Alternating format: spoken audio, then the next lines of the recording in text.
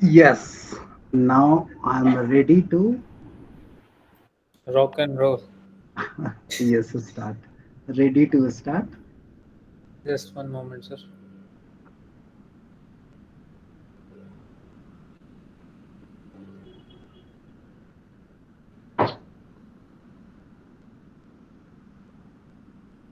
Right, sir. Just one moment, sir. Just one moment. हाँ please. Right, sir. सी आज मैं एक नई चीज लेकर के आया हूँ और ये चीज बहुत ही इम्पोर्टेंट है और बड़ा ही एक रिसोर्स मुझे इंटरनेट पे ढूंढते ढूंढते मिला है. वो ये है कि दो तीन चीज का कॉम्बिनेशन है और हमारे लीडिंग केसेस के लिए इम्पोर्टेंट पार्ट है.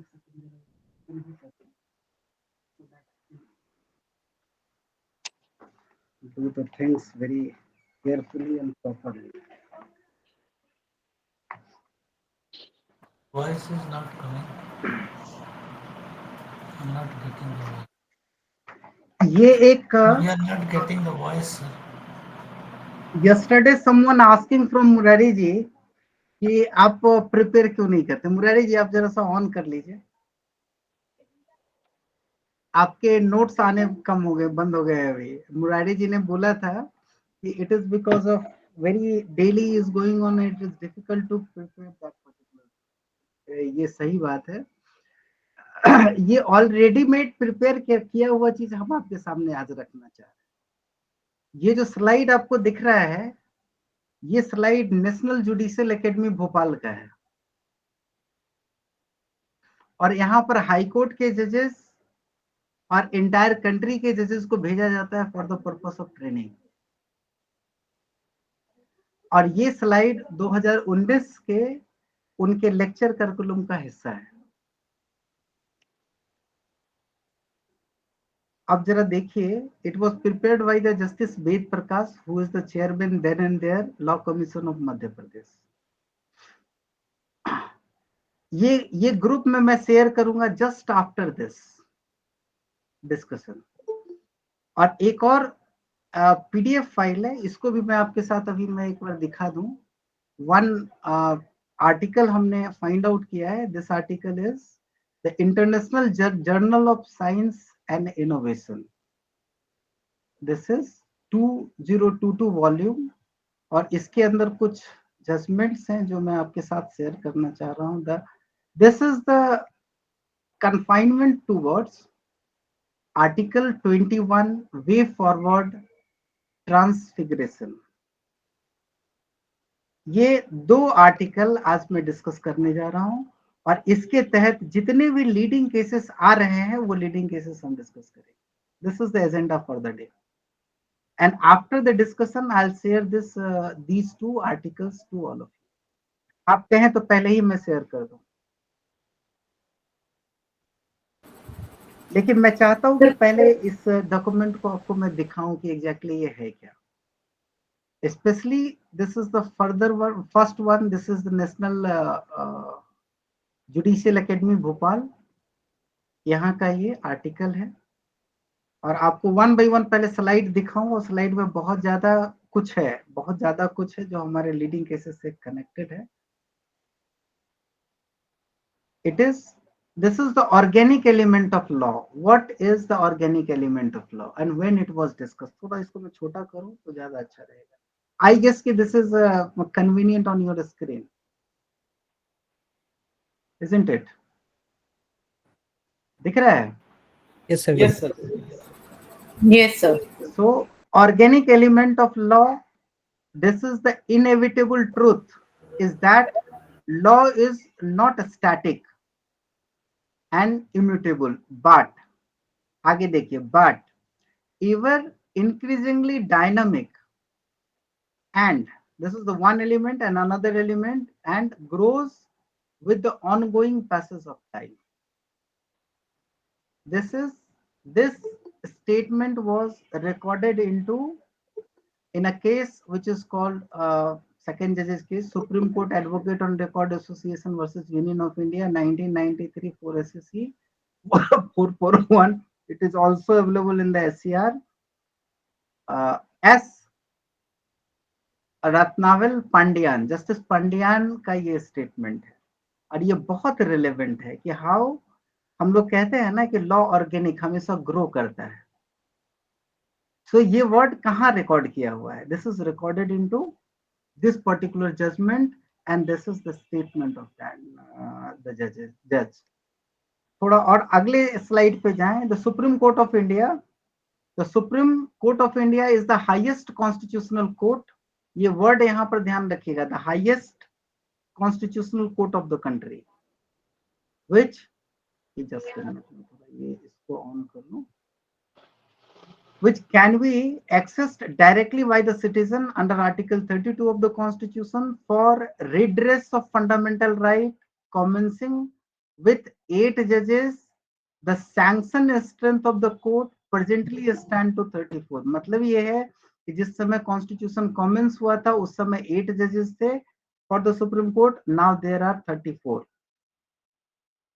कम to the next slide. Next slide is दो वर्ड को इन्होंने डिफाइन किया, that is called great judgement versus landmark judgement.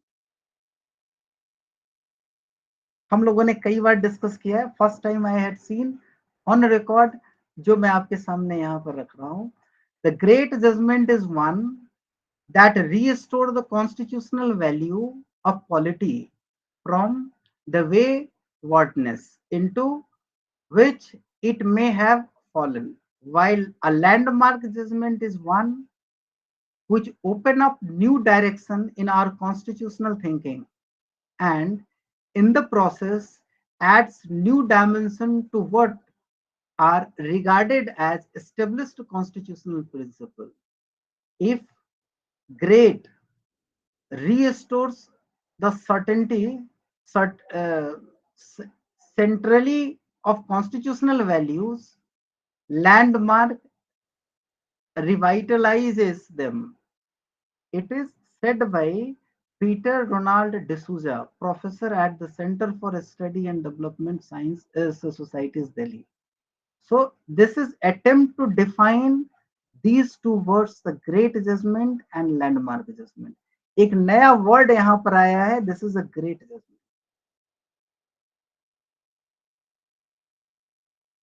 मैं ये कह रहा हूं कि as per your understanding and fitting into this judgement you can say this is a great judgement and this is the landmark judgement because this reason this fall under this. और ये word आपका कहना एक नया dimension आपके answer को देगा. थोड़ा और मैं आगे चलूं. अब आइए यहां पे, अब नीचे का साइटेशन आप देखिए. पुट्टास्वामी केस में लैंडमार्क जजमेंट को डिफाइन किया गया था इस मैनर में. When histories of the nation are written and critic, there are judicial decisions at the forefront of liberty. It others have to be consigned to the archives, reflective of what was, but should never have been. This statement is recorded into the case Puttaswamy 9 judges win judgment written by Justice Chandrachud. यहां तक तो ठीक है. अब हम आगे चलते हैं. Now, पहले मैं एक स्लाइड्स के ऊपर मैं आपको बता दूं. This is also discuss personal liberty established by law. Procedure established by law. Procedure established by law के अंदर the word है personal liberty. We are going to discuss regarding procedure established by law. और ये कैसे turn लिया था, कल हमने आपको इसके बारे में थोड़ा सा डिस्कस किया था. और आपको मैं पहले स्लाइड को गो थ्रू करा दूं, उसके बाद फिर से मैं वापस स्टार्ट करूंगा. This is started from A.K. गोपालन. और A.K. गोपालन में क्या मेन क्रक्स था वो यहाँ पर एस्टेब्लिश किया हुआ है. After that, this is talking about the Maneka Gandhi Union of India और A.K. गोपालन से कैसे वो चेंज हुआ. Then and आप ये कह सकते हैं कि मनेका गांधी का जो स्लाइड है ये आपके लीडिंग केस का हिस्सा है. Then again move to ADM Jabalpur, और ये इसलिए जरूरी है क्योंकि पुट्टास्वामी में इसको ओवर रूल किया गया है. Again, ADM in the Puttaswamy, this ADM Jabalpur was overruled. Now, another is the Sankari Prasad, which is concerned to the basic structure doctrine. Again, it will go to the IC Golaknath, Sajjan Singh, and after that, Keswananda Bharti. And again, Indira Nehru and Raj Narayan case, this is much celebrated, and it is the first case जहां पर basic structure doctrine का application हुआ था. Again I am moving to the another, this is the again Minerva Mills. इसके अंदर भी the second and authoritative application और evolution हुआ था. ये भी हम लोग डिस्कस करेंगे. I will go through it, but अभी मैं स्लाइड्स को जरा एक बार गो थ्रू कर लूं. Again another one is this is IR Coelho. This is also part of your leading cases. ये है PIL की शुरुआत कैसे हुई. Beginning from started from Mumbai कामगार सभा बॉम्बे 1976. डिफाइन हुआ था लेटर ऑन, जो जजमेंट हमने दिखाया था. थोड़ा और आगे चले. This is again PIL related, and which is the Sunil Batra case. This is the most celebrated and famous case. Landmark decision is this. And क्या चेंजेस हुआ था, that changes is also there. Another is Banua Mukti Morcha. This is concerned to the PIL. Again, come to right to die with dignity. This is the judgment what we discussed yesterday. Oh, sorry, day before yesterday. And which is also here, the Common Cause Registered Society versus Union of India, right to die with dignity. These two slides are interlinked and connected. Again, national and ये NALSA matter, gender identity to third gender, इसके regarding, और ये भी हमारे list का हिस्सा है. थोड़ा सा और आगे चलें. This is the human right to privacy, fundamental right under article 21. This is 9 जजेस बेंच पुट्टास्वामी. आगे Navtej Singh Johar. This is also the part of your leading case. Crux यहाँ पर है. Another is Shah Bano. ये अलग जेंडर इक्विटाइजेशन का इशू से हमारे लिस्ट से बाहर है. This is Vishaka, what we discussed yesterday. This is again Saira Bano, triple talaq. Again come to Sabarimala temples. Again come to Joseph Shine. This is again the part of your leading cases. SR Bombay, again the part of your leading cases. NOTA, ये हमारे leading cases का हिस्सा नहीं है, लेकिन ये landmark judgement में से एक है. Again come to the election reform, Lily Thomas 2013-7 SCC 653. ये केस मेरे हार्ट के बहुत क्लोज है, क्योंकि ये पहला केस है जो सिंगल हैंडेडली मैंने डील किया था एंड असिस्ट किया था फली सर को. In 2012, I came into the Supreme Court, and it was the first landmark case जिसमें मैं पूरी तरीके से इन्वॉल्व था और 4 महीने डिस्कस किए. तो मैंने इस पे पूरी मेहनत की थी और हर एक चीज को निकाला था और सर को ब्रीफ किया था और ये इस जजमेंट में टर्न किया था. It was my first landmark judgment जहां मेरा कंट्रीब्यूशन था. आगे मैं थोड़ा सा और बढ़ूं. This is again the first जजेस cases in consultation, which is not the part of this. This is the second judges. ये हिस्सा नहीं है लेकिन important है हमारे लिए. This is third judges case, and ultimately the fourth judges case is the NJC, जो हमारे लिस्ट का हिस्सा है. और NJC में वो तीनों जजेस बेंच जजमेंट का डिस्कशन. अगेन थोड़ा और मैं आगे जाऊं तो ये MC Mehta for the purpose of environment. Again, this is the Indira Sani concerned to the reservation. And now, this is the last. So, how important is this slide? क्या है उसमें हमने डिस्कस नहीं किया. आप क्या चाहते हैं, इसको मैं आपको पुश कर दूं, आप लोग खुद पढ़ेंगे या मैं इस पे कुछ बोलूं? We'll read it, sir. We'll read. बहुत अच्छा बताएंगे। He'll be able to Read it, sir. क्योंकि बहुत सारे जजमेंट का क्रक्स है और आपके हेड नोट से थोड़ा सा अलग है, लेकिन समराइज किया हुआ है बिल्कुल प्रिसाइज मैनर में। और ऑल ऑफ सडन कहते हैं ना कि ऊपर वाला खुद निकाल करके देता है कि ये भी लो, ये भी लो, और मेरी नजर पड़ गई। और otherwise national judicial academy Bhopal के कोई स्लाइड आपको मिल जाए तो ये बहुत बड़ी बात है। एनीवे, मैं शुरू से थोड़ा सा एक बार गो थ्रू कर लूं, आधा घंटा इसके ऊपर मैं टाइम दे लूं तो मजा आए। यस, इसके आगे अब मैं यहाँ पर, मुझे लगता है ना कि ये चीज पहले आप लोगों के लिए छोड़ देना चाहिए था। हमने डिस्कस कर लिया है, बहुत सारा ब्लिंक्स दे दिया है, बट फिर भी मैं आपको ये बता दूं, इनिशियली द फर्स्ट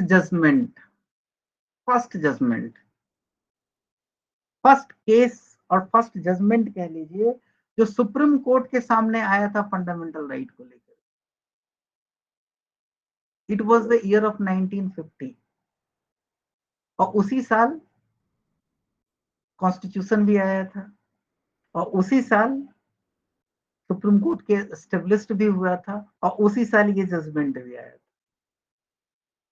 और उस समय देन एंड देयर 8 जजेस हुआ करते थे और किसी भी केस में 5 जजेस कम से कम बैठते थे और ये इंटरप्रिटेशन था। Just have a look on this, AK गोपालन वर्सेस स्टेट ऑफ मद्रास। एक चीज आप जरा यहाँ नोटिस कीजिएगा कि yes 37 pages, I will give you the entire things. मैं इसको खुद के पास नहीं, आप लोगों के साथ शेयर करूंगा।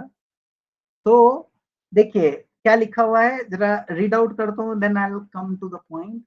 The petitioner detained under the Prevention of Detention Act challenged the legality of detention under Article 32 of the Constitution on the ground that the said act contravened Article 13, 19, 21 and 22 of the Constitution and was therefore ultra vires. What was challenged? The Prevention of Detention Act. Court what said? Just in another slide. The Supreme Court held that Article 22 was a self-contained code. The word is the self-contained code. इसका मतलब मैं थोड़ी देर में explain करूंगा। And if personal liberty is taken away by the state in accordance with the procedure established by law, that is, if the detention was as per the procedure established by law, then it cannot be said that the law was violative of provision contained in Article 14, 19 and 21 of the Constitution. Meaning thereby it was the watertight compartment. एक law valid है तो बाकी सब में हम जाएंगे ही नहीं। Don't travel, एक वैलिड है then otherwise it would be valid. Procedure established by law है, बाकी गलत सही में जाने की कोई जरूरत नहीं। It was the law. Now come little bit थोड़ा और आगे, अब आ जाइए आप मनेका गांधी, which was, कल हमने गलत बोला था, it was 76, actually it came into 78. Just I am correcting this part. और इसका जो ब्यूटी पार्ट है, that beauty part is the personal liberty was interpreted as fair, just and reasonable. मैं थोड़ा सा इस ऑर्डर को बदल देता हूं, अपने ध्यान से आ जाता है मेरा। मैं हमेशा बोल देता हूं just, fair and reasonable, however it is fair, just and reasonable. So the Maneka Gandhi versus Union of India in 1978, the view expressed in AK Gopalan case was revisited in this case after about 28 years. 28 साल के बाद ये revisit हुआ और 28 साल तक AK गोपालन के जो इंटरप्रिटेशन थे वो फील्ड ऑक्यूपाई किया हुआ था, होल्ड करता था। आगे देखिए, the main issue was whether the right to go abroad is the part of the right of personal liberty under Article 21 and whether the Passport Act prescribe a procedure as required by the Article 21 of the Constitution. The SC held that the right to go abroad is the part of right of personal liberty under Article 21. The SC also ruled that the mere existence of an enabling law was not enough to restrain personal liberty. The procedure prescribed by law has to be fair, just, and reasonable, and not fanciful, oppressive, or arbitrary. फिर से मैं थोड़ा एक slide पीछे जाता हूं, आपको थोड़ा और ये लगेगा. यहां क्या था? If the detention was as per procedure established by law, then it cannot be said that the law was violative of provision contained in this. ये कह ही नहीं सकते. और दूसरे स्लाइड में अभी 28 साल के बाद क्या आया? नहीं. The mere existence of an enabling law was not enough to restrain personal liberty. The procedure prescribed by law has to be fair, just, and reasonable, and not fanciful, oppressive, or arbitrary. It was पहला वाला constitution interpretation का principal था, और अभी ये भी constitution interpretation का principal है. वो प्रिंसिपल कन्फाइन था कि एक एक टेस्ट करेंगे, दूसरे में नहीं इंटर करेंगे, और ये कहता है कि नहीं, that is not enough. So it was complete shift of interpretation of fundamental right which is the part of constitution. So constitution interpretation का एक नया डायमेंशन मनिका गांधी से शुरू हुआ था. थोड़ा और हम आगे चलें, आपको मैं दिखाऊं. Now this is ADM Jabalpur. अब आते हैं 76, 2 साल बैक. ईयर देख लीजिए, 76 चलते हैं. It was the emergency period. तो a constitution bench by majority of 4:1 ruled that while a proclamation of energy is in operation, the right to move High Court under Article 226 for habeas corpus challenging illegal detention by the state will stand suspended.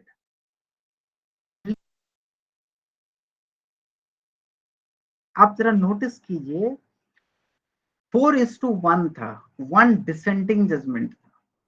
Dissenting judgment was given by H.R. Khanna. Why I am saying so? That dissenting judgment was overruled into the 9 judges bench Puttaswamy case.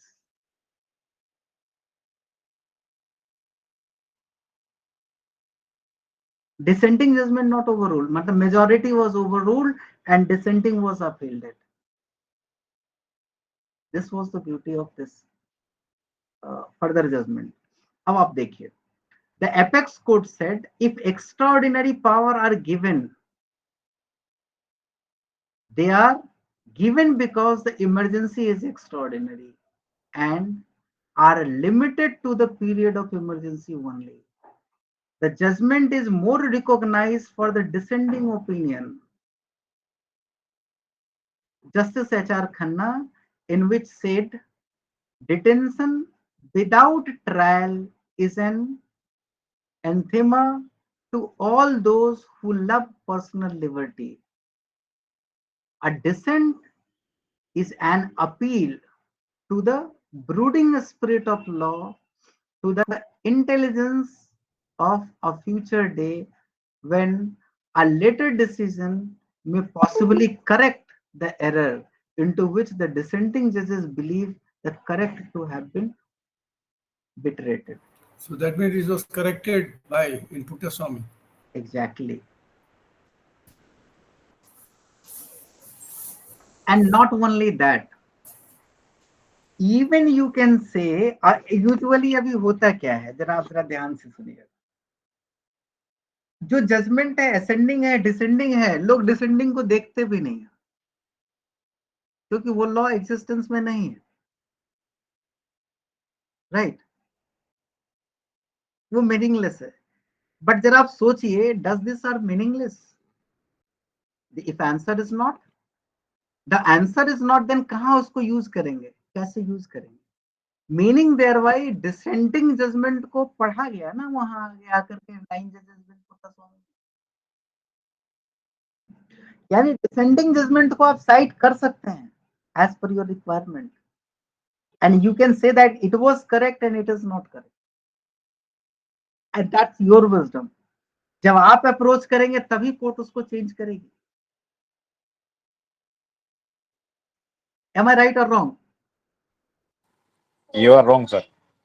हम्म, जब court का Right, मन sir. करेगा तब court उसे change करेगी। Justice Chandrachud के father इस judgement में थे एडीएम जबलपुर में, और जस्टिस चंद्रचूड़ ने वो 12 पुट्टा स्वामी में चेंज किया है। कहीं ना कहीं उनका इनर कॉन्शियस में ये था कि ये गलत हुआ है, लेकिन तब तक तो ये जजमेंट चला, उनको लगा तो उन्होंने इसको वापस वो किया।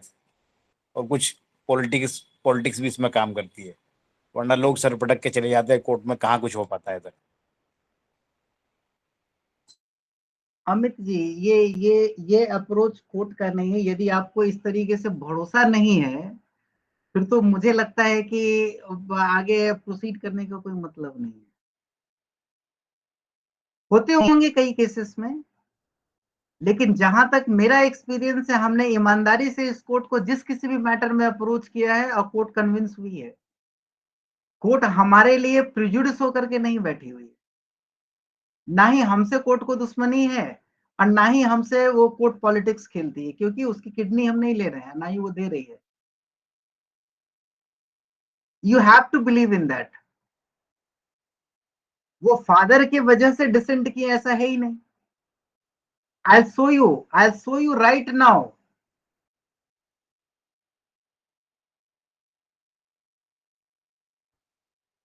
तो यदि इस परसेप्शन के साथ आप यहाँ एओआर के लिए आ रहे हैं, then this is not the fit position or place for you.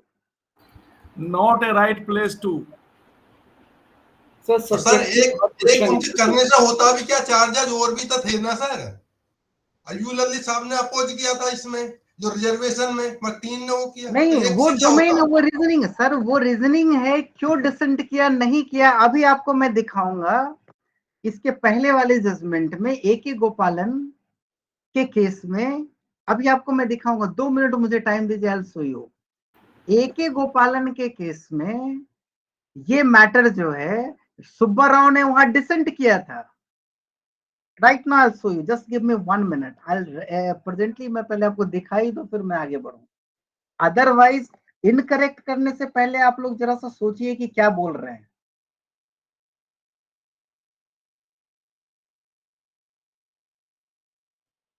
Just I am showing you, just give me 1 minute.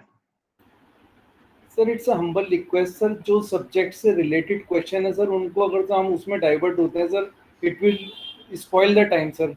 नहीं, मैं आपको दिखा रहा हूं, just give me a moment. Let's stick to the agenda instead of getting Exactly, this is a part of agenda. Let me just go through it. This is another article what I'm showing you in the screen. This is International Journal of Law, Management and Humanities, 8th volume, issue 2 and 2025 का ये article है। दिख रहा है? Is this on your screen or not? Yes sir. Yes, sir. Yes, sir. Now, इसमें मैं एक part पे ले जा रहा हूँ आपको। This is concerned regarding dissenting voices, unrevealing judicial perspective of fundamental right, a critical analysis of Supreme Court dissent opinion. अब आप देखिए, आपको मैं दिखा रहा हूं। हम लोग अपना जो प्रेजुडिस हो जाते हैं ना, वो प्रेजुडिस होने के बजाय हमको थोड़ा सा लीगल जुडिशियल माइंड से सोचना चाहिए। ये मैं आपको डेमोन्स्ट्रेट करना चाह रहा हूं। उसके लिए मैं आपको सीधा सीधा एक पर्टिकुलर पेज पे ले जा रहा हूं।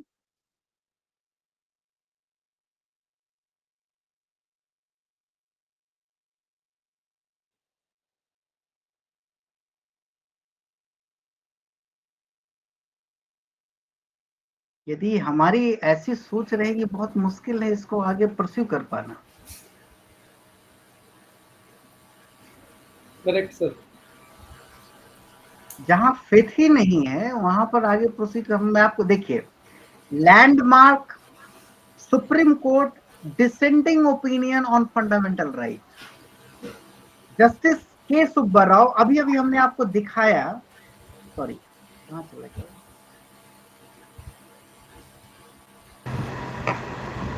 अभी अभी हमने आपको दिखाया पहले स्लाइड में,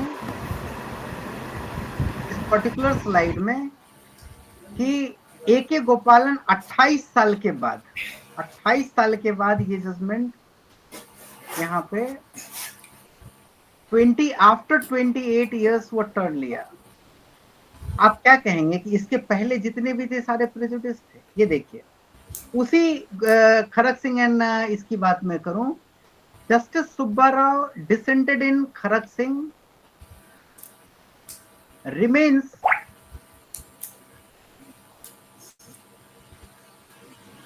one of the earliest constitutional dissent that boldly extended the idea of privacy and personal liberty in Indian jurisprudence.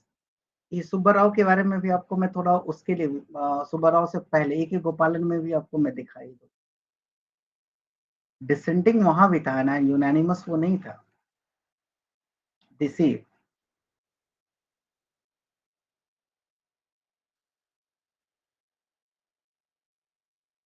Article 21 is most vivid example. Initially, the court read in the constrained manner A.K. Gopalan versus the State of Madras.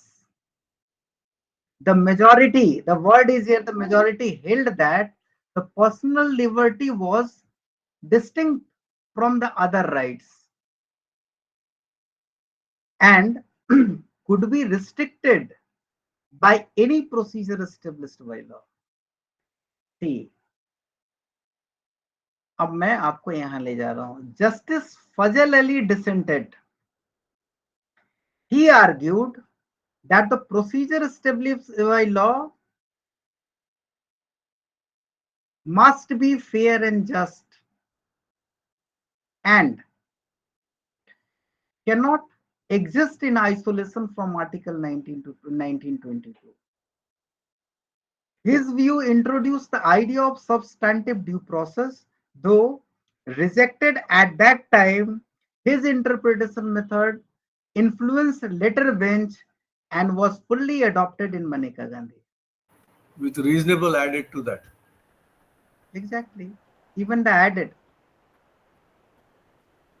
यहाँ कौन सा political impact? क्या ये political impact था या उसके father related थे? बहुत आराम से, बड़ा आसान काम है एलिगेशन लगा देना, बिना उसको एग्जामिन किए हुए, बिना उसके डेप्थ में गए हुए, बिना उसको समझे हुए। हम तो उस समय थे नहीं ना, आप थे, एलिगेशन लगा दीजिए और कोई समझेगा ही नहीं। सर, जुडिशियरी का माउथ हम हैं, हम ही इस तरह से सोचे तो कैसे चलेगा ये सिस्टम?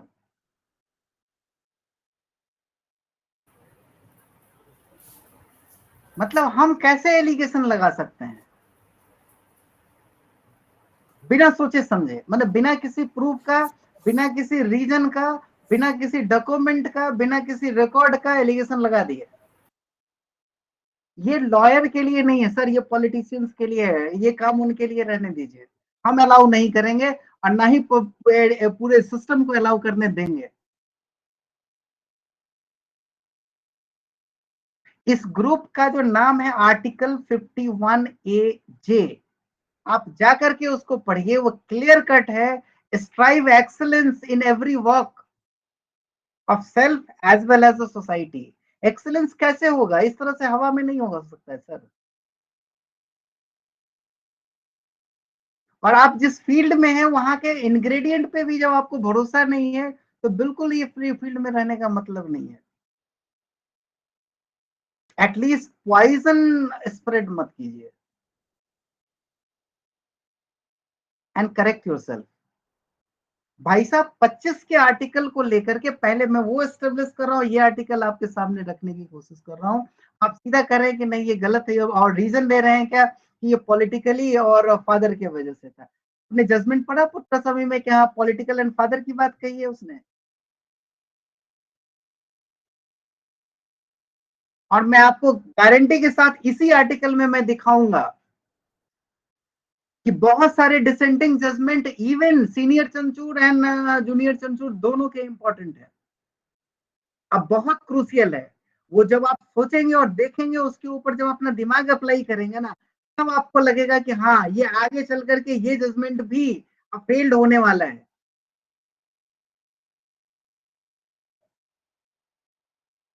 आपको उसके लिए तैयार रहना चाहिए कि आने वाले दिनों में आपका रोल वहां पर इंश्योर होना है। आप इस चीज को आगे ले जाएंगे, करेक्शन मोड में आपका रोल क्या है वो इंश्योर होगा by the ever. We all are here not for only for the survival, क्योंकि ये जो है ना ब्रेड एंड बटर का प्रोफेशन सिर्फ नहीं है, नोवेलिटी वहां नहीं है। Novelty is confined to the cause. आपको मैं आगे भी दिखाऊं, मनेका गांधी के बारे में भी यहाँ पर लिखा हुआ है, लेकिन मैं आगे भी आपको मैं दिखाता हूँ। This is not only that, all about 26 pages article is there. And आपको मैं ये दिखाऊं, सारे जजमेंट जो आप यहाँ देख रहे हैं, इवन द एडीएम, देख लीजिए आप यहाँ पे एडीएम जबलपुर के बारे में क्या लिखता है। डिसेंटिंग जजेस used expensive construction. Did you understand what is the meaning of expensive construction? Not merely for the interpretive novelty, but to align with the constitutional morality. Justice H.R. Khanna adopted a broad interpretation of liberty. और expensive construction यही implement throughout चंचूड़ साहब ने किया है, father की वजह से। नए नए डायमेंशन और मोरालिटी जो सामने आए हैं वो किसके वजह से? फादर ने आकर के दिया था, ये फादर का कनेक्शन था वहां पे, या पॉलिटिकल कनेक्शन और प्रेशर था? बहुत आसान है ये कह देना और एलएस कर देना।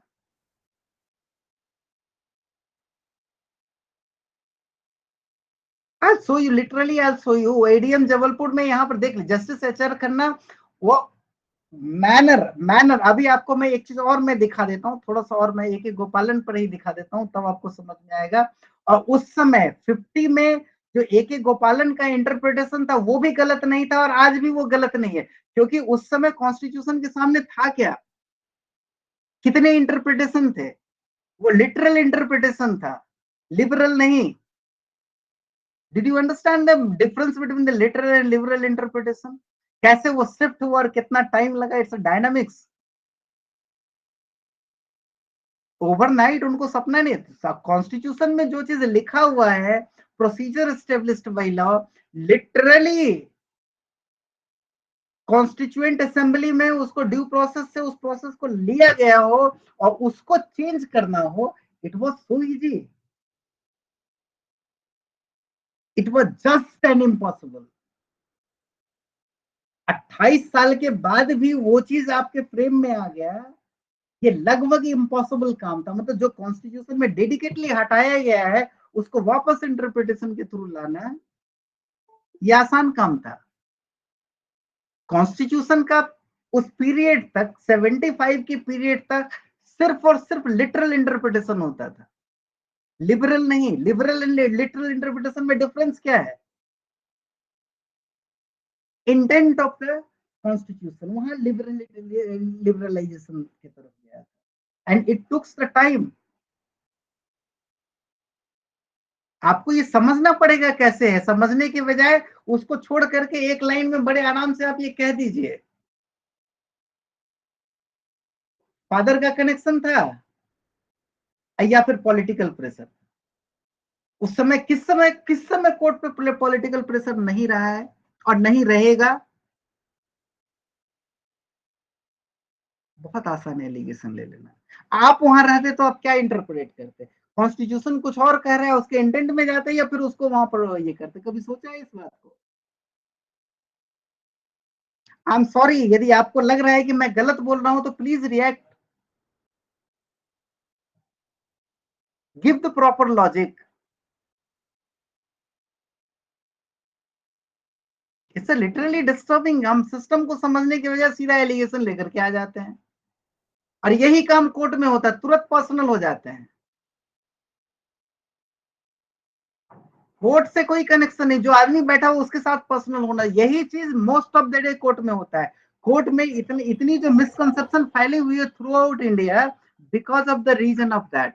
एडवोकेट्स कोर्ट के साथ पर्सनल होते हैं और यही चीज इन्वोक करता है जजेस को भी पर्सनल होना।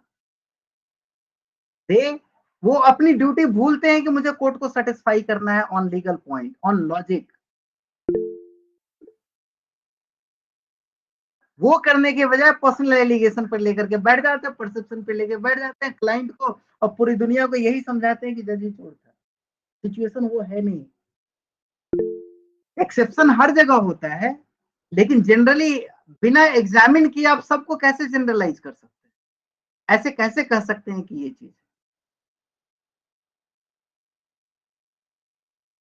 पूरे इंडियन कॉन्स्टिट्यूशन को नया डायमेंशन दिया गया है पुट्टास्वामी 9 जजेस बेंच जजमेंट के थ्रू, और उसके मेन ऑथर जस्टिस चंद्रचूड़ रहे हैं। आज के डेट में जो ESCR हम आपके सामने लेकर के आ रहे हैं वो उनकी देन है। इसके पहले भी बहुत कुछ हुआ था और बहुत मुश्किल था वहां पर आना। उन्होंने जितने भी चेंजेस किए हैं आप उसको गिनती तक नहीं कर पाएंगे, आपको दिखेगा नहीं, क्योंकि आप उस तरफ सोच ही नहीं सकते। आपको तो बस पॉलिटिक्स में और पर्सनल में देखना है। आंख बंद है, चश्मा चढ़ा हुआ है, उसके अलावा देखना नहीं है। बहुत आसान है फट से एलिगेशन लगा देना और पॉलिटिशियन के साथ हाँ में हाँ मिला लेना। नहीं, इतना बड़ा मैंने क्या कहूं, मैं इस तरह से तो विभीषण भी नहीं किया था।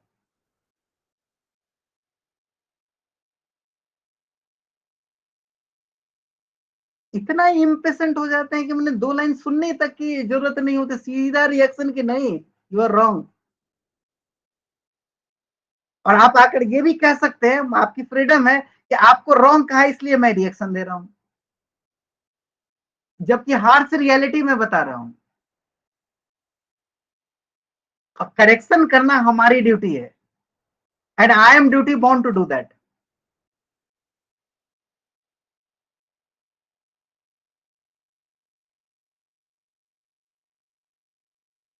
सी, यहां देखिए लिखा हुआ है expensive construction. What is the meaning of expensive construction? The Indian Constitution was drafted in open-ended language to allow creative constitutionalism.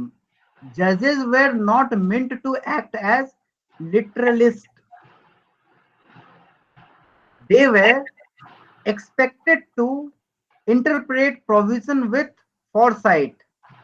Expensive construction became essential to meet the demand of a dynamic society. It was the demand of the dynamic society. Dissenting opinion often triggered the expansion when majority judgment hesitated.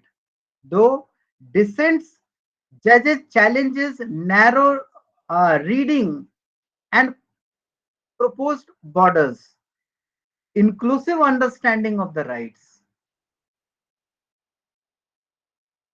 Article 21 is the most. अभी आपको यहाँ पर मनिका गांधी के बारे में मैं दिखाऊं, बहुत सारे जजमेंट है, बहुत सारी चीजें हैं, लेकिन पहले मैं आपको वो दिखा दूं कि कहाँ कहाँ कैसे कैसे चेंजेस हुआ है और चेंजेस के प्रोसेस का हिस्सा है।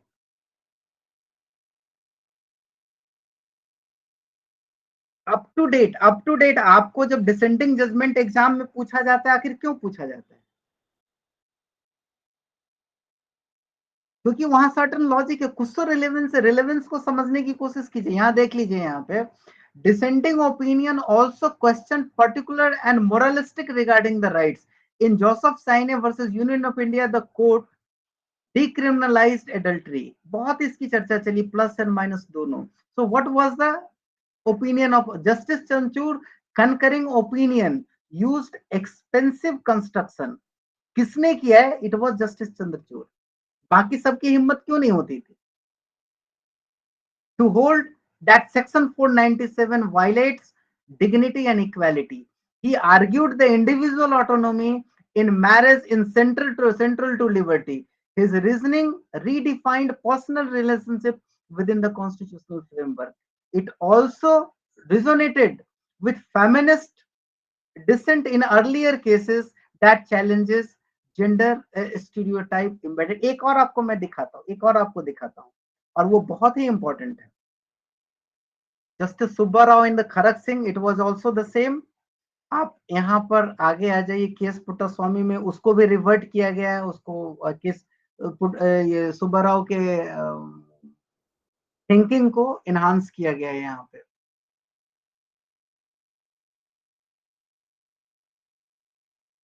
नहीं, इवन तो ये पार्ट आपके पढ़ने का हिस्सा है, मैं एक बार जरा रीड आउट कर लूं, क्योंकि मनिका गांधी और थ्रू आउट यहाँ पर चलता आया है.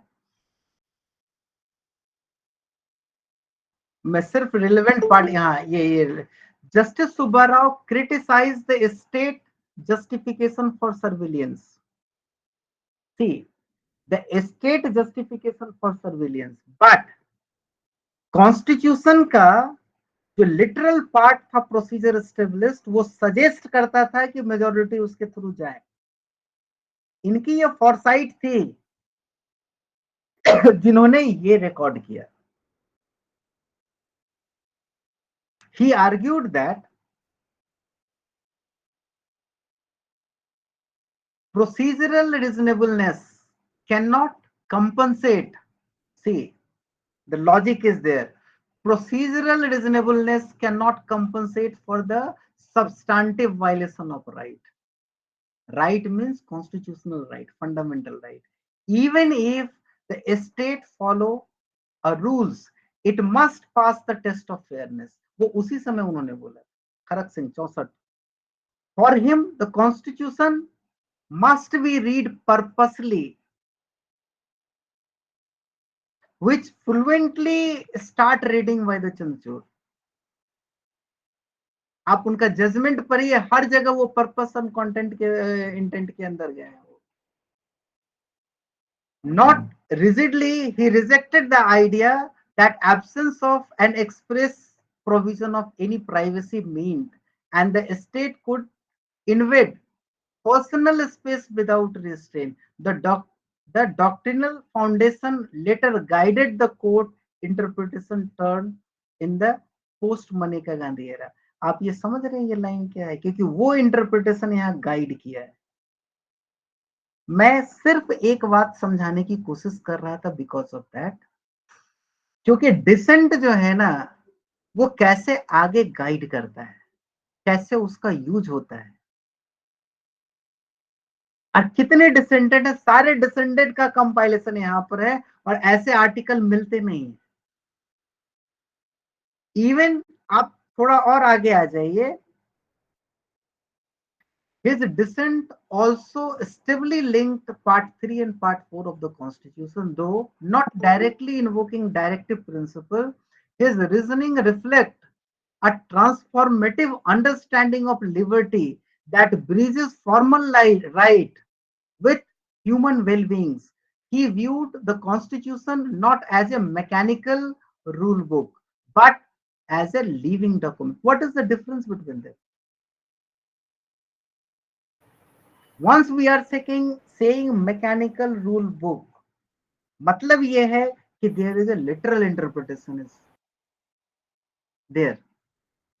लेकिन जब हम कहते हैं living document, तब liberal interpretation की तरफ हम liberal and purposive interpretation की तरफ जाते हैं. Why I am saying these words, liberal, purposive, expensive, these are the constitutional interpretational principles. Dynamic.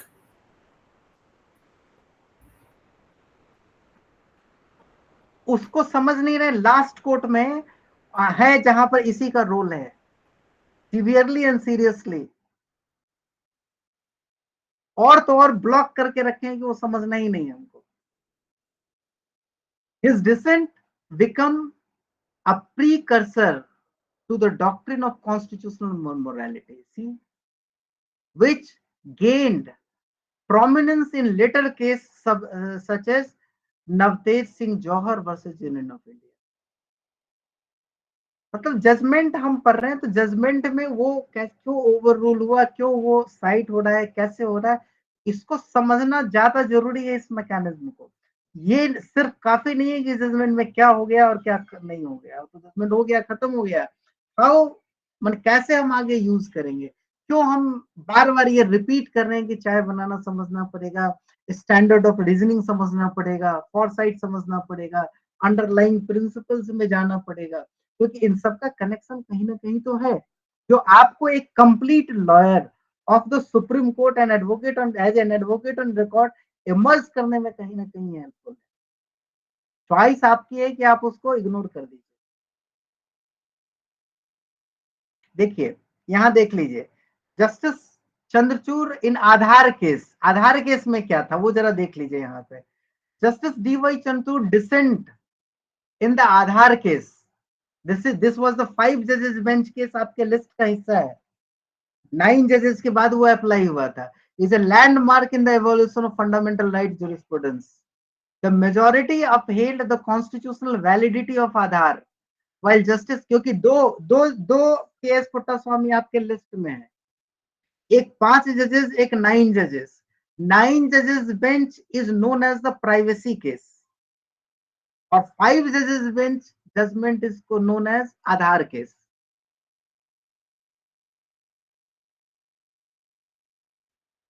So this is talking about the Aadhaar case, इसमें चंद्रचूड़ साहब का डिसेंट है, अब बाकी लोगों का 4:1 का रेशियो है। Is a landmark in the violation of fundamental right jurisprudence. The majority upheld the constitutional validity of Aadhaar, while Justice Chanchud dissented with a powerful articulation of the right of privacy, dignity, and ये important है देखिए, and the role of a state in the digital democracy. His dissents reject, क्या reject करता है, state surveillance mask as welfare delivery. Welfare delivery के नाम पे state आपको सर्विलियंस कर रही है, आपके हर मूवमेंट को कैप्चर कर रही है, और जब भी बुक करना होगा तरीके से बुक करेगी। आपकी प्राइवेसी उसके सामने नील वटा सन्नाटा, जीरो है, जीरो। उसके प्रोटेक्शन के लिए इन्होंने डिसेंट दिया था, और आई एम डैम श्योर कि आने वाले 10 साल के अंदर ही ये डिसेंट आगे आएगा। अब प्राइवेसी सर्विलेंस पे भी क्वेश्चन उठेगा। Internationally this is not allowed, this is allowed in our country only. It placed individual autonomy at heart of the constitutional morality. इसमें भी फादर एंड पॉलिटिक्स कहाँ है? Just go and read the judgement, तब समझ में आएगा। He also held that Aadhaar project, by collecting and centralizing biometric data, pose a serious threat to informational self-determination. His opinion declared the Aadhaar Act to be unconstitutional for being passed as a money bill, which bypassed the Rajya Sabha. He argued that bypassing parliamentary procedure undermined bicameral, a basic feature of the constitution. The procedural defect alone, said, was enough to strike down the statutes. जो दोनों लोकसभा और राज्यसभा में पास होने वाली चीज थी, उसको money bill के नाम पे एक सभा में पास करा दिया गया। वो procedural lapse, procedure established by law तक नहीं है, वो क्लियरली मेंशन किया हुआ, इनके डिसेंडिंग जजमेंट में लिखा हुआ है। हाउएवर बाकी 4 जजेस कहते हैं कि यस इट इज, मेजॉरिटी है और वो कॉन्स्टिट्यूशनल मैंडेट है, उसको पूरा देश मान रहा है, मानना भी चाहिए, लेकिन आने वाले दिनों में राइटली और रॉन्गली वही फील्ड होल्ड करता है, और ये डायनामिक्स कैसे होगा वो देखने वाली बात है। और यहाँ पर कोई भी फादर का कनेक्शन और पॉलिटिकल कनेक्शन नहीं है, जुडिशियल माइंड है, विजन है, फॉरसाइटिंग है। Justice Chandrachud focused on dangerous of surveillance state, इसके ऊपर उन्होंने फोकस किया था। Have you thought about that? No. कि जब प्रॉब्लम आएगा तब जरूर हम परेशान होंगे और कहेंगे कि कोर्ट नहीं सुनती है मेरी। He said that absence of robust data protection law है ही नहीं। अब अगला अगला अगला रीजनिंग भी उनका सुन लीजिए, जिनको आप ये कह रहे हैं कि पॉलिटिकल और फादर सेंट्रिक है। Justice Chandrachud focused on the dangers of the surveillance state. He said that in the absence of robust data protection law, Aadhaar creates an architecture of surveillance. The state was granted unchecked power to track, profile, and control citizens. This was a direct effort to right of privacy affirmed by A.K.S. Puttaswamy. He held that privacy includes a right to control personal information and prevent its misuse. जबकि आपके सारे data पूरे private में world wide घूम रहे हैं, बिक रहे हैं। He held that privacy includes the right to control personal information and prevent its misuse. The Aadhaar system, by mandating biometric authentication for services, reduced citizens to data point. This, he said, violating human dignity. Same vision Fazal Ali A.K. गोपालन में उस तरीके से लेकर के आए। He relied on the doctrine of proportionality. He held that if the Aadhaar survived a legitimate aim like welfare delivery, it failed to meet the least intrusion means test. What is that? Who laid down this test? Aadhaar includes the most vulnerable. Authentication failure denied people's ration, pension, education. This transformed a welfare measure into a tool of exclusion. For Justice Chandrachud, any measures that deprive individuals for their entitlement on technical ground is unconstitutional. ये father की वजह से, political वजह से लिखा था, citizen के लिए।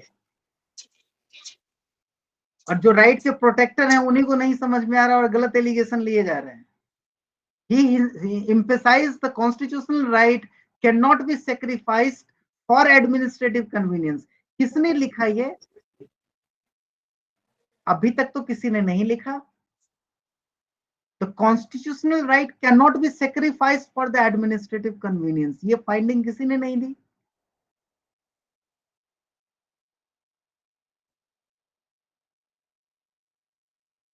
The dissent also invoked constitutional morality. He said constitutional governance must respect individual autonomy, institutional integrity, and participatory democracy. Forcing Aadhaar authentication in every sphere of life converted a citizen into a subject. He warned that Aadhaar disrupted a balance between an individual and the state. His dissent envisioned a constitution that protects the weak against digital domination. He drew a distinction between technological convenience and constitutional legitimacy. The state cannot compel submission of a digital identity as a condition and the ascending fundamental rights.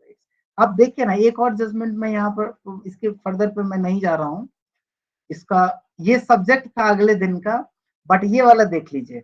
Justice Indu Malhotra, India young lawyers association जो सबरीमाला कहा जाता है इन state of Kerala, उसमें अपना dissenting judgement दिया। She is the only lady जिन्होंने dissenting judgement लिया है। She has the guts to say that.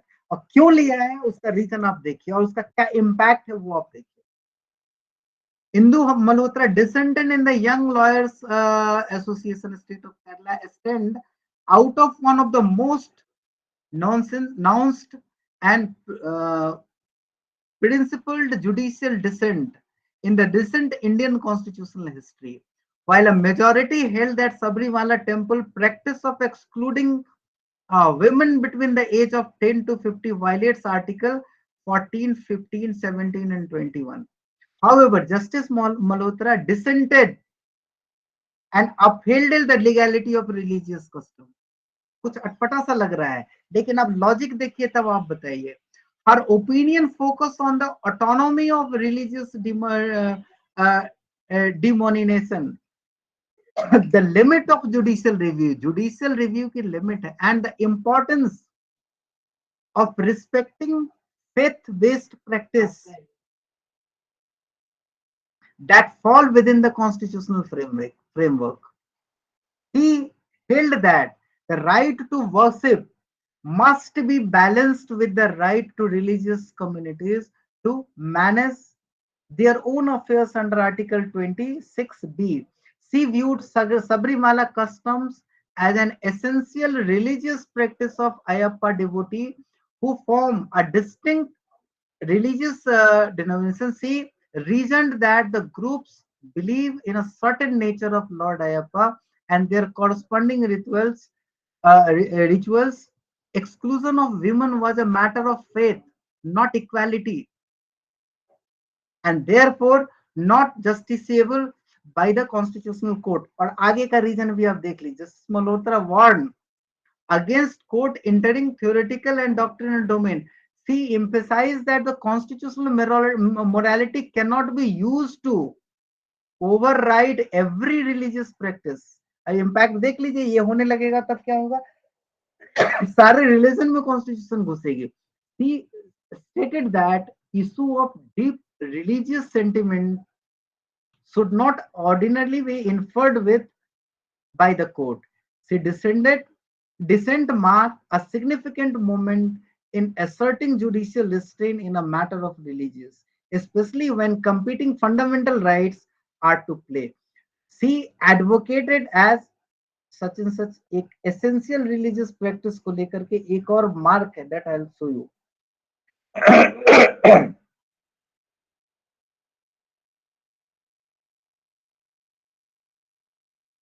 Yes, ये वाला पैराग्राफ आप देखिए. She also distinguished the case from Saravano versus Union of India, where triple talaq was struck down.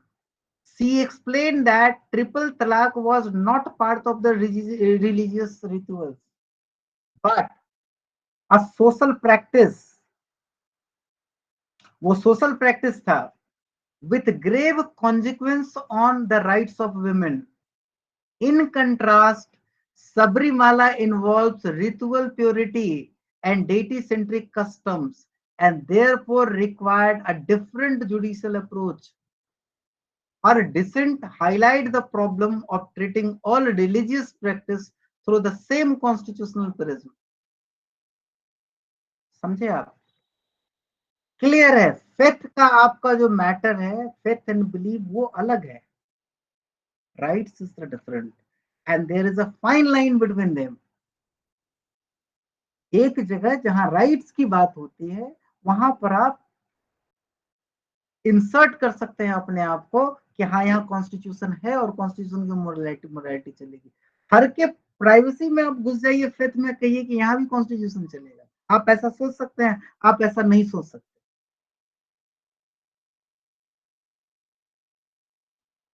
कल को इस लॉजिक को लेकर के आपके सोच में, आपके घर में जब कोर्ट घुसेगी तब आप कहेंगे नया डायमेंशन, नया एरा चल रहा है.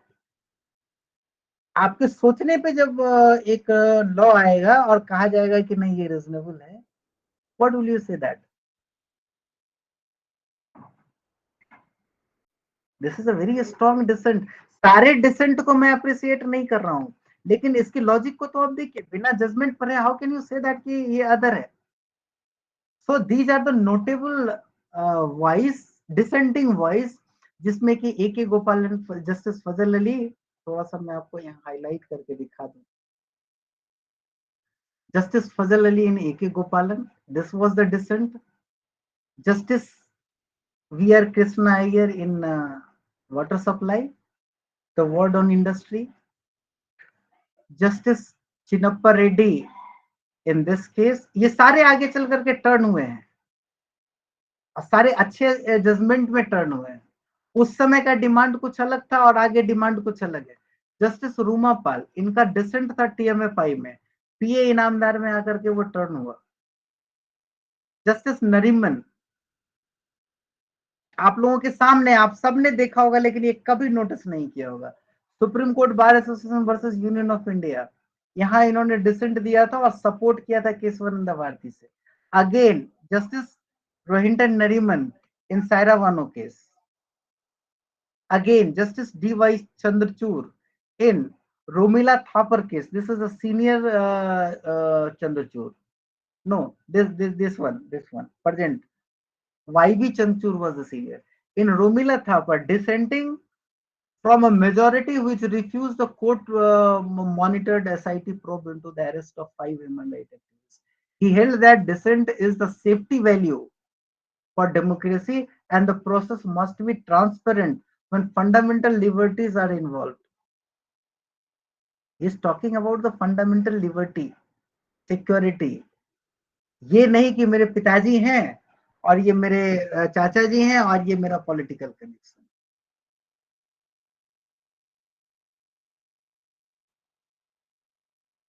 कंपैरेटिव रिफ्लेक्शन, यूएस के अंदर कैसे डिसेंट चलता है वो एक अलग स्टडी। लोग इतनी मेहनत कर रहे हैं और हम कहाँ हैं गाली गलौज करने में, अपने आप को ही, अपने ही सिस्टम को। Anyway, just I'm closing this part right now, this one. ये दूसरा आर्टिकल है, पहले मैं ये दिखा दूं, then I'll give to you. This is another way towards the कैसे कैसे वो चेंज हुआ, dynamics is concerned to the article 21. ये लॉजिक है, थोड़ा सा मैं आपको दिखाऊंगा। This is concerned to introduction part है। This is the concept of right of life and liberty under article 21। इसके ऊपर थोड़ा सा आप जब इस आर्टिकल को देखेंगे, इस आर्टिकल में कुछ पर्टिकुलर वर्ड्स है और ये वर्ड्स है पर्सन। पर्सन के बारे में हमने डिस्कस किया है और हमने कहा था कि this is not confined to the citizen only, that's in other words the right under article is extended not only to the Indian citizen but even the foreigners who are not Indian citizen. So these are the single words पे आपको explain किया हुआ है। Person, then deprived, deprived का meaning क्या है, वहाँ A.K. गोपालन, खरक सिंह, इन सारे का रेफरेंस लेते हुए आपको ये समझाया गया है। Maneka Gandhi is also there. There is the word life. Life के इंटरप्रिटेशन कितने हुए हैं वो सारे आपके सामने हैं और रिलेटेड केसेस आपका है। Personal liberty, then is the personal liberty, और इसमें कैसे कैसे टर्न हुए हैं, लीगल सामने क्या आया है, वो सारा procedure established by law, even the procedure established by law, complete dynamics आपके सामने है। मनेका गांधी कुल मिलाकर के आगे का समझने के लिए पूरे मतलब आर्टिकल 21 से करीब 50 केसेस हैं, 25-30 केसेस हैं, उन सबको समझने के लिए ये आर्टिकल बहुत जरूरी है, इसीलिए हमने लिया था। These are different part. दूसरा पार्ट है कि कॉन्स्टिट्यूएंट असेंबली व्यू, जब कॉन्स्टिट्यूएंट असेंबली बन रही थी उस समय क्यों ड्यू प्रोसेस को हटा करके प्रोसीजर एस्टेब्लिश लाया गया था, इसके बारे में फ्यू वर्ड्स हैं, एक आर्टिकल है 1 पेज का, उसको आप लोग देख लीजिएगा। Again, third is the international scenario for the right to life and personal liberty. International scenario क्या कहता है, आप पढ़ना चाहे पढ़े, नहीं पढ़ना चाहे मत पढ़े, कोई दिक्कत नहीं है, लेकिन आपके लिए ये आर्टिकल है, आप देख लीजिएगा उसको तो भी अच्छा है, नहीं देखिएगा तो भी अच्छा है। तो डिफरेंट कंट्री का क्या पोजीशन है वो आपके सामने। Prominent Indian case law, this is the most important part, you must have to go through it, and this is era wise 75 to 77 article 21 Indian constitution में कैसे आया, मनेका गांधी केस में कैसे चेंज आए,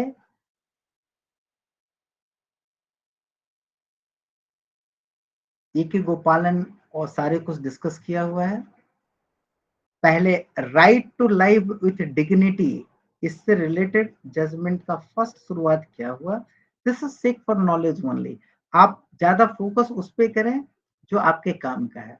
right against exploitation of work place, this is बंधुआ Mukti Morcha versus union of India.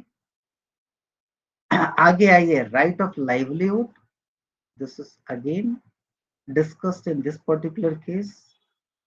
One liner है, आपको पता होना चाहिए, राइट टू स्पीडी ट्रायल, और सारे प्रैक्टिस में काम आने वाली चीजें हैं।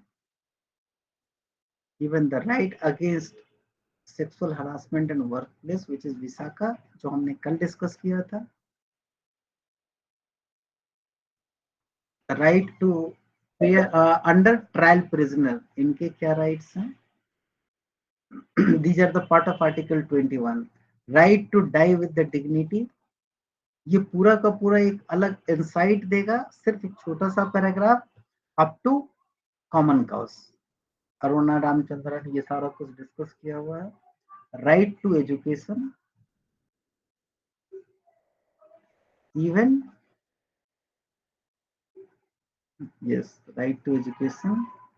Come to right against custodial violence and political police atrocities, this is DK Vasu. Right to privacy, this is again KS Puttaswamy, MP Sarma, Kharak Singh. Even this PUCL is also the part of your leading case. Even KS Puttaswamy is there, and ultimately is the conclusion. So these are the good articles जो आपके लिए important है, आप इसको पढ़ेंगे। This is only 12 and 13 pages, क्योंकि इसका पहला पेज जो है वो just introductory हो, किसी काम का नहीं है आपके लिए। हाँ, सेकेंड एंड ऑनवर्ड्स देखें, then 12 पेज का ये आर्टिकल है और 35 पेज के ये छोटे से रिजनेबलनेस है। इसको आप देखिए, पढ़िए, फिर हम लोग डिस्कस करेंगे। डिसेंटिंग वाले पढ़ाएंगे, क्योंकि मेरा कहने का मतलब यहाँ पर ये है, ये क्यों हम लोग डिस्कस कर रहे हैं उसके बारे में मैं आपको ये बता दूं। पहले कितने तरीके के क्वेश्चन आ सकते हैं, और हमने इस बार कहा है कि इस बार जैसे भी क्वेश्चन आए, हम लोगों को 75 प्लस मार्क्स स्कोर करना है। कैसे? आपने सुना होगा कि कई बार डिसेंटिंग जजमेंट पूछते हैं, कई बार कंपेयर करने के लिए कहते हैं। कौन से डिसेंडिंग जजमेंट को वो पूछते हैं? किस जजमेंट में पूछेंगे? जिसका कोई रिलेवेंस नहीं है वो भी, या वाकई जहां रिजनेबल है वो डिसेंट जहां पोटेंशियल हो, वो डिसेंट जो आगे अगला शेप ले कॉन्स्टिट्यूशन का, और कॉन्स्टिट्यूशनल इंटरप्रिटेशन को एक नया डायमेंशन दे, उस डिसेंट की बात हम कर रहे हैं। और वो सारे डिसेंट एक जगह कैप्चर किया हुआ है, वो जो अब तक शेप ले चुका है और वो जो आगे शेप लेने का पोटेंशियल रखता है, और वो सारे कुछ आपके लीडिंग केस का हिस्सा है। सो इस पॉइंट पे यदि जजमेंट को पढ़ के और आप खुद कंपेयर करने लगे, it is extremely challenging and time taking to understand clearly कि what was there. Someone has done the work and I literally salute to them. और लिटरली मैं आपको ये बताऊं कि ये आर्टिकल मेरे सोच को आज नया डायमेंशन दिया है, क्योंकि आज सुबह में ही मैंने उसको ढूंढा है, और ढूंढने के बाद I am telling you, I took the print out of all this things.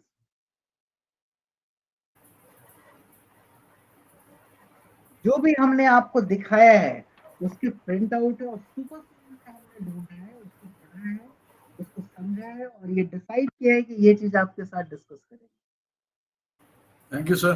Thank you so much. This is very worth while Yes. Diamond चीज जो आपकी सोच को एक नया dimension they. We like to read it, sir. Thank you, sir. Thank you so much, sir.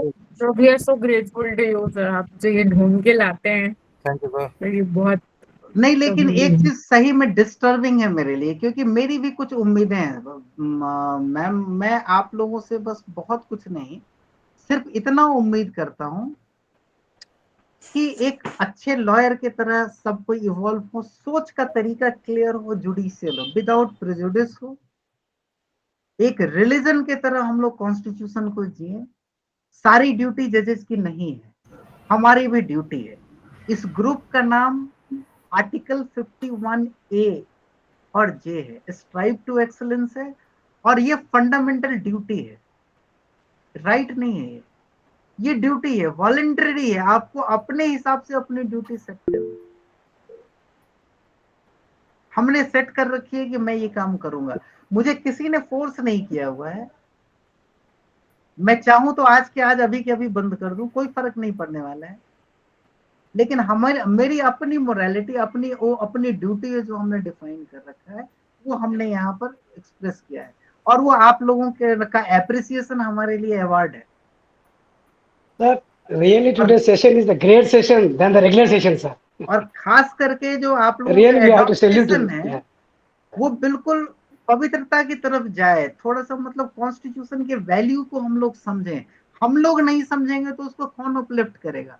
We as an AOR, aspirant of the AOR, और यदि नहीं समझते हैं तो क्या हम डिजर्व करते हैं AOR बनना? तो ये No, little sir. Bit disturbing है। मतलब मुझे लगता है कि बहुत आसान है गाली दे देना, किसी को भी गरिया देना एक लाइन में बड़ा आसान काम है। Peoples are doing that, even हमारे प्रोफेशंस के लोग करते हैं। लेकिन मेरा एक स्ट्रॉन्ग बिलीव है कि lawyer is bound to speak on the basis of evidence, reasoning, logic, and that's what they are respected into the society. Lawyer ही बिना रीजन का कुछ भी करने लगे, हर चीज मैनिफेस्टली आर्बिट्रेरी, वो लॉयर कहलाने लायक नहीं है। He doesn't deserve to be a lawyer. Supreme court lawyer तो बहुत दूर की बात है, और एडवोकेट ऑन रिकॉर्ड तो बहुत दूर की बात है। और यदि वो बन करके भी आते हैं ना, तो वो सिस्टम में पॉइजन ही क्रिएट करेंगे, सिस्टम को बदनाम करने के लिए ही आगे रहेंगे। ये सुप्रीम कोर्ट या जुडिशियरी किसका है? किसी और का नहीं, ये आपका और मेरा है। आप बोल करके तो देखिए, ये हमारा है, ये हमारा घर है, ये हमारा मंदिर है। इसकी गलतियां निकालने के बजाय इसको करेक्ट करना और करेक्शन के रास्ते ढूंढना हमारा काम है। कौन सा ऐसा घर है जो कि परफेक्ट है on the planet?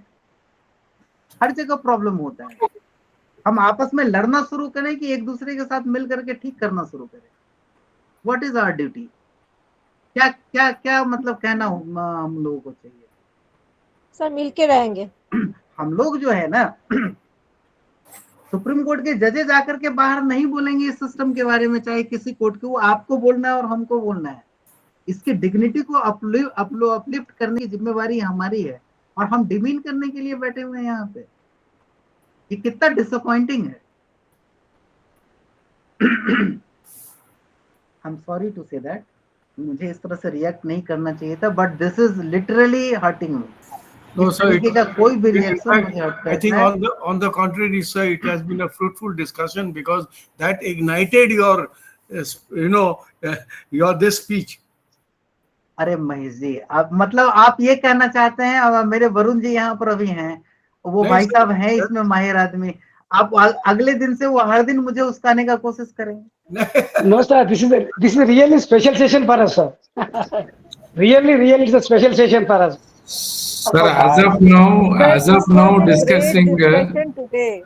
You should It cheer was us. Yes, a yes, great discussion, sir, because Yeah. it opened the eyes Really. of the aspirant advocates. Actually, Really, we salute you, sir. experienced that the way your precious time you are giving for us is the value that you are incurring in your account. Thank you, sir. इसमें एक बात ऐसी है, बस 5 minute मुझे दीजिए, मैं call back करता हूँ।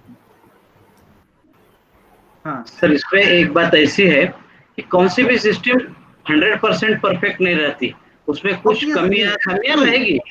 ये देखिए, ये कॉन्स्टिट्यूशन जो है ना, like our health, yes what you say is correct sir. Yes, ये हमेशा करता रहता है, ग्रो करता रहता है, चलता रहता है, और बहुत सारे ऑर्गन है, सबके अपने स्पेसिफिक रोल हैं। हर का रोल इम्पोर्टेंट है, कोई बड़ा नहीं है, कोई छोटा नहीं, ये एक टीम वर्क, और वो अपनी जिम्मेदारी है, and that's what the country sir आज जो दोनों रिसर्च आर्टिकल लाए ना सर, आप समुद्र में से समुद्र निकाल के लाए, जिससे बहुत बड़ा खजाना है। अरे वो ठीक है, लेकिन मैं दूसरा अभी नहीं रिलीज करूंगा। मैं तो हम लेंगे ही लेंगे इनका। We'll take the print like you, sir, हमको पढ़ना है ये। नहीं, मैं रिलीज तो करूंगा, लेकिन डिसेंडिंग वाला अभी रिलीज नहीं करूंगा। I'll take some time. I'll wait for the appropriate time. दरअसल चक्कर ये है ना कि पहले अभी आज इस सेशन में इसको इंट्रोड्यूस करने का ये रीजन ये था कि how these are connected to each other. अभी हमने, सर आप समझिए, अभी हमने क्या किया था, इंडिविजुअली सारे जजमेंट को हमने देखा, और यहाँ पर क्वेश्चन ऐसे भी आएंगे कि what is the interconnection among them. तो इंटरकनेक्शन के लिए जो थ्रेट है, वो थ्रेट का एस्टेब्लिशमेंट चाहिए। पहले आप लोग इसको अडॉप्ट कीजिए, मैंने 2 सेशन पहले इसको इस पे जाएगा। वी विल अंडरस्टैंड इंडिविजुअली कि what was happened on the basic structure of Maneka Gandhi और Puttaswamy. All these are interconnected which is available into the slide. और ये वो बहुत मुश्किल पार्ट है जिसमें अब हम एंटर करने जा रहे हैं, मोस्ट कॉम्प्लिकेटेड पार्ट। उसके बाद तब हम डायग्नोस करेंगे कि what was the ascending and descending. तो असेंडिंग डिसेंडिंग में जाने के बजाय पहले जब हम वो समझ लेंगे, सिर्फ और सिर्फ डिसेंडिंग में फोकस करेंगे और इसके लॉजिक को कंपेयर करेंगे कि भैया यहाँ है। और यदि कोई भी पूछता है तो उसको वन लाइनर हम ये कह सकते हैं एग्जामिनेशन में कि this was the literal and this was the liberal, this is the expense. अब वो हमारा आंसर सटीक होगा वन लाइनर। तो on that line I was trying to convince you people. और उसमें यदि ऑर्डर जंप हो जाता है तो हैप्पीजर्ड हो जाएगा, वो मैं नहीं होने दूंगा। आप लोगों के ब्रेन में हैप्पीजर्ड में आने नहीं दूंगा। यदि मैंने आने दे दिया तो बड़ी मुश्किल है, क्योंकि मेरा मानना ये है इतने केसेस बढ़ने के बाद अब जो सबसे ज्यादा ये रेगुलेशन इसी पेपर में आया हुआ है। It will continue. और हमारे ग्रुप के जो 100 लोग डेली यहाँ पर आ रहे हैं और 200 लोग जो डेली वहां पढ़ रहे हैं यूट्यूब से, उनके सामने ये प्रॉब्लम आनी नहीं चाहिए।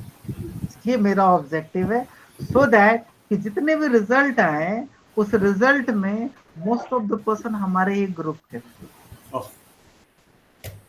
और कम से कम हमारे ग्रुप के लोग जरूर रिजल्ट लेकर के आए। और इस पेपर में तो बिल्कुल नहीं, और किसी भी पेपर में रेगुलेशन नहीं लाए। अब सीधा एंट्री। सर यही मेरी जिद है। हमारी पूरी टीम इस बार निकलेगी। या हाँ संजय जी बताइए। हाँ, हम लोगों के लिए बहुत सारा हेल्प आपने किया है, कर रहे हैं sir. I want to meet you personally. Supreme court में कब कन्वीनियंट टाइम होगा सर? अभी नहीं, अभी 1 जून तक ये शेड्यूल अनाउंसड है। अच्छा ठीक है। उसके बाद क्योंकि मुझे सर मैंने पीछे पेपर दिया था, मैंने आपको एक दिन मैसेज भी किया था पहले। मेरे इस लीडिंग केसेस के पेपर में 81 मार्क्स थे, प्रोफेशनल एथिक्स में 86 थे, प्रोसीजर में 64 थे, तब भी मैं फेल हो गया।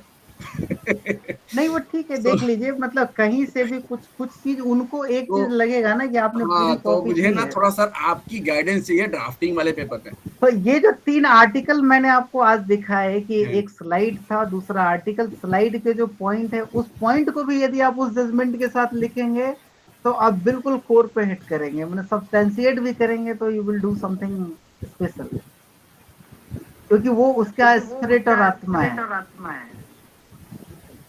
Kali share it. So we should also get some guidance from Sanjay Singh regarding this leading cases. Abhimanyu जी आपकी आवाज बहुत कम आ रही है, थोड़ा सा Sir, I'm saying बोले, और इको भी आ रहा है आपके एंड पे। तो मैं बोल रहा हूँ संजय सिंह जी से हमें थोड़ी गाइडेंस मिलेगी लीडिंग केस में, उनने कैसे अटेम्प्ट किया, if he's got such good marks। Please आप कांटेक्ट कीजिए संजय जी को। नहीं यहीं पे दे गाइडेंस, लेकिन वो भी एग्जामिनेशन का टाइम है, वो अपने आप पे फोकस करेंगे। नहीं जस्ट लाइक स्मॉल टिप्स जो भी होगा, ऐसा कुछ नॉट एज।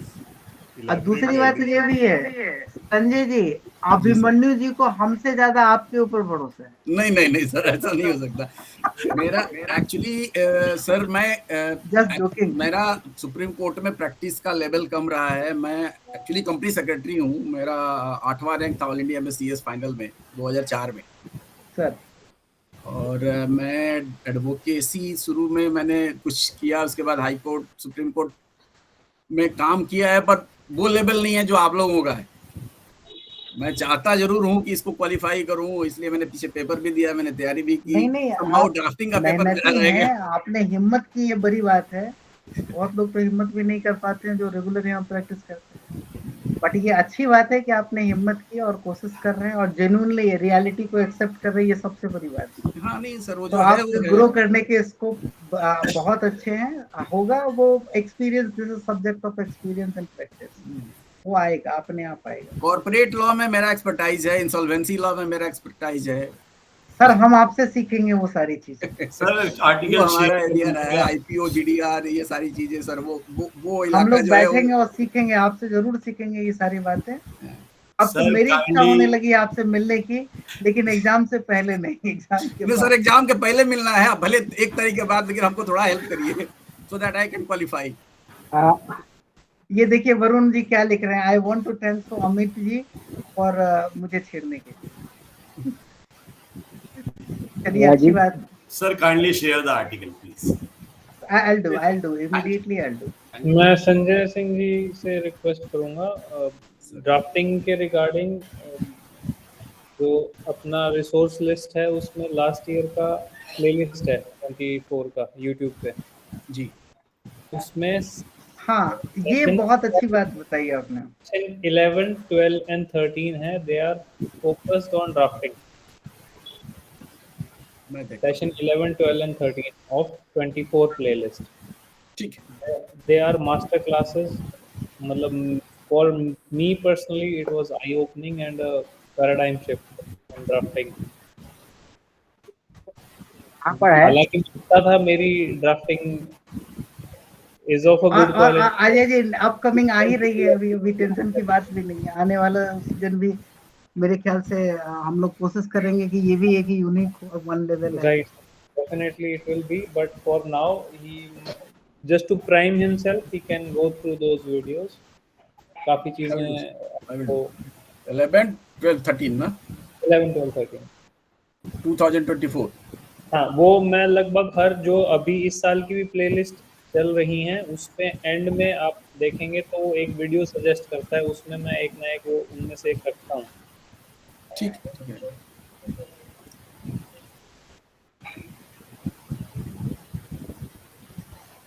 चलिए तो कंक्लूड करते हैं अभी। Thank you. I am sorry, आज मैंने किया नहीं, आपके लिए होमवर्क बढ़ा दिया है। Will discuss it again. Rajiv भाई नमस्कार। ये लास्ट जो जजमेंट था उसका क्या नाम था, थोड़ा प्लीज। कौन सा जजमेंट? अभी जो लास्ट इंक्लूड किए हैं ना जजमेंट। कोई जजमेंट नहीं था अमर भाई, ये जो था ना एक आर्टिकल था जो बहुत सारे जजमेंट का चर्चा करता था। हमने वो आर्टिकल ही ढूंढ करके निकाल लिया। जब साहब बहुत सारा जजमेंट एक आर्टिकल ना हो तो वो कहाँ से अवेलेबल होगा? हम आपको अभी यूट्यूब पे भेज देते हैं, नहीं सॉरी ग्रुप में। अब बाकी तो आप तो कहीं से भी ले सकते हैं, मतलब जब बोलिए तब आपके घर तक पहुंचा दें।